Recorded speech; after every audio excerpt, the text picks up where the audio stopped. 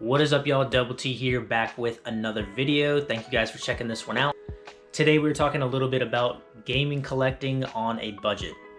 So when I started wanting to get a little bit more into collecting games and getting more games for all different kinds of consoles, I was of course watching YouTube videos of collection videos, things like that. People showing off their collections, collection rooms, gaming rooms, things like that.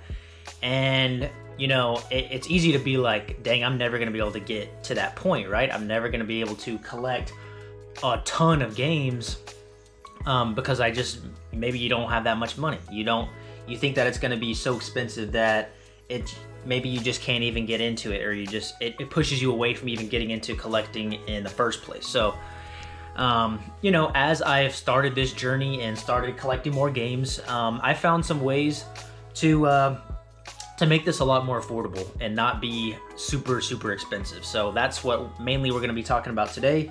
I have a couple of talking points that I want to go over with you guys. So hopefully you guys, learn something. Let me know if you guys do. But, and I'm not saying I have a huge collection like a lot of these people do, but to me, this is like a pretty good collection of games that I really enjoy and I like to play. So that's actually my first topic, and that is going to be buying games that you want to play. Buying games that you think you're going to be able to play and enjoy, whether that's by yourself or with friends, co-op, whatever it may be. Not just buying games just to buy games. I think that's where a lot of people start making mistakes and spending more money than they want to. They're buying games that they are just buying because they either saw a deal or they're just buying because they seen it in someone else's collection, something like that, and they think, oh, I just need to have this game. You don't really need to have any game if you don't want to play it, if you don't want to enjoy it, right?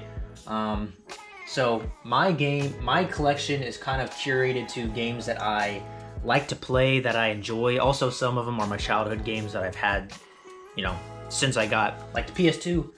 Most of my PS2 collection is games that I have had for a long time, since I had my PS2 from when it first came out. So I've had them for, over a decade. But a lot of the new games I have, like 360 collection, I have just recently picked up a lot of these games, but they are games that I actually want to play. And none of these games are games that I just have because I just have them, unless it's from, over a decade ago. But most of them are games that I actually do want to play, eventually get to one day, and I have played most of them. I've played a lot of these games. I'm not someone who buys games just for them to shit on the shelf usually. Of course, there's a backlog, right? You can't play.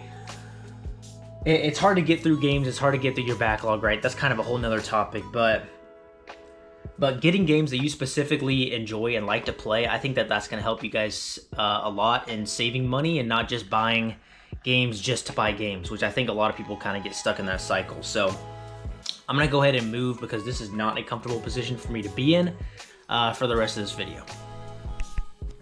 All right, had to get a little more comfortable there because sitting right there on the ground was not that comfortable for myself. So as I was saying, buying games that you want to play, that was really my first topic that I wanted to talk about with you guys. But the next one is going to be a little bit about how to acquire games for cheaper, right? So the next one is going to be GameStop promotions. I highly suggest you guys think about picking up games with the GameStop promotions. They have the 4 for 20, which is you can get 4 games that are worth $20 or less, or $10 or less, and then the 4 for 40, which if you find 4 games that are worth $20 or less, you can get 4 games for $40. So you're saving half of the value of those games right off the rip with getting those promotions. And don't sleep on GameStop. I think a lot of people sleep on GameStop.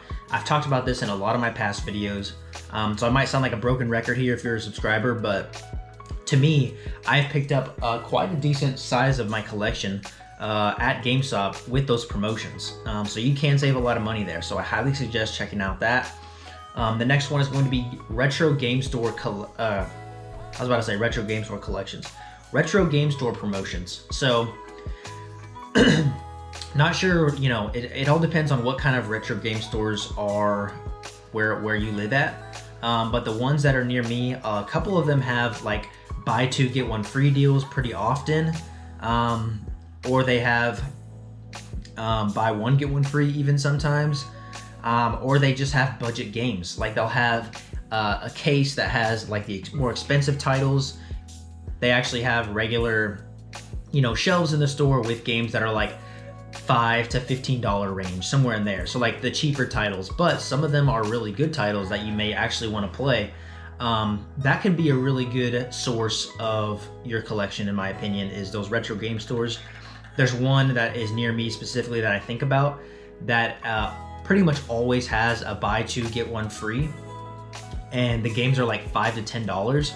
I picked up a bunch of my 360 games from that store, and you know, you can get a really sizable amount of games for not a lot of money. You know, for the amount of money you can get for like one full price game, or like on release, $60-$70, you can get a huge stack of games. So that is definitely a way to pick up some more games for your collection. The next one is going to be eBay. I've picked up quite a few games from eBay, and you can find some good deals on there. You can find some people listing games cheaper than you may be able to find in some of your retro game stores locally. Of course, I'm all for supporting local retro game stores. I'm big into that for sure. But sometimes, you know, sometimes the prices for a certain game just are a little bit higher than you're wanting to pay, that you may be able to find online listing from someone. One thing you do want to make sure though with eBay, you got to be careful. You want to make sure you find one that has proper images of the item that you're getting. So if it's a game and you want to see what stickers are on the case, you want to see the condition of the case, if it has a manual, all that. Make sure the listing that you're going after has a good description and a good, you know, a good quality catalog of pictures there of the item you're trying to get. That way you can fully ensure, you know, be confident in what you're buying. And as you kind of buy games off of eBay or systems, whatever it may be, you'll sort of learn this over time. But, you know, you just want to make sure you know exactly what you're buying. That would be my biggest suggestion with eBay. The next one's going to be Facebook Marketplace. Facebook Marketplace, I haven't used a ton, I will say, but I know a lot of people that get a ton of games from Facebook Marketplace for deals, you know, locally. And someone may say, hey, I have this box of old PS2 games, someone come get them for 20 bucks or 10 bucks, whatever it may be. You can find some really good steals with Facebook Marketplace. I haven't just used it a ton myself because I'm personally not the biggest fan of like having to message them and go out and you know, meet them somewhere. Sometimes you might be able to find yourself in sketchy situations, things like that. So you got to be careful, but I do know that it works for a lot of people. All right, where were we at? I had to take a brief intermission there. I had a call, but we were at waiting for games to go down in price. So like I said, some games you might want to pick up, you know, right away if it's a game you've been dying to play at full price. But nowadays, $60, $70. A lot of times, if you just even wait a couple months, they can go down to $50 or even less. So I would suggest, you know, especially with a lot of these titles that come out nowadays, the game's not even, it has to be patched and things like that. They're not even fully playable a lot of the times, unfortunately, whenever they first come out. So I would wait, again, unless it's, there's still gonna be some titles that I pick up right on release, like Call of Duty and stuff like that. But sometimes you may just wanna wait a little bit, wait for those prices to go down, then pick up the game. You just have a little patience, play some other games in the meantime, get through some of your backlog maybe, and then go get that game at a cheaper price. So I rarely honestly buy games at full price nowadays because I would rather pick up a stack of games that I can play rather than just one game for like 60, 70 bucks. The next is going to be don't spend money that you do not have. So do not go into debt video game collecting. A lot of people I've seen can get themselves into, and I've seen them talk about it on, you know, different channels and stuff like that, saying, hey,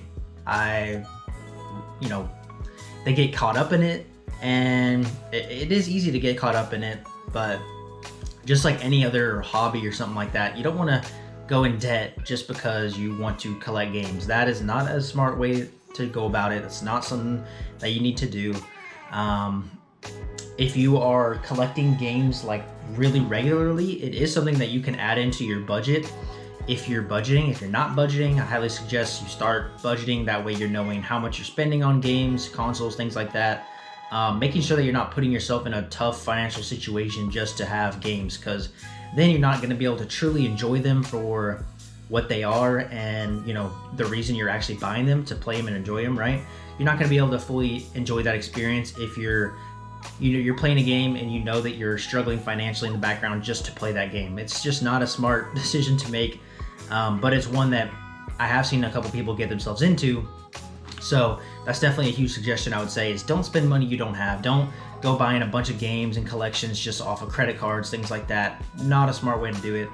Definitely do not recommend that. So I believe that's really all I really wanted to talk about. Some main topics that I could think about when it comes to collecting on a budget and just trying to go about it in a smart way. And I'm not perfect by any means. So if you guys have any suggestions that I did not mention when it comes to collecting on a budget, definitely let me know in the comments below. I'd also love to know where you guys are at on your collecting journey. If you guys are just starting, thinking about starting, if you're deep into it. A lot of you guys probably have more games than I do. I don't even have that big of a collection, but it's more of a curated collection of games that I really do want to play. I don't have an unlimited amount of money that I can spend on games. If I did, I would have this whole entire room filled. But obviously, that's thousands and thousands of dollars that I do not have extra to just spend on games.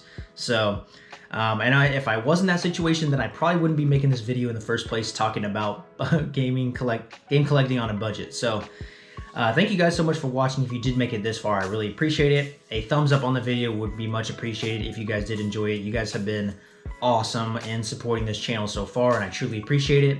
Would love to get to know you guys a little bit better and start some conversations in the comments. Just if you talk about your collection, what you guys like collecting, things like that, I'd love to get into it with you guys with that. So appreciate it, and I will see you guys in the next one.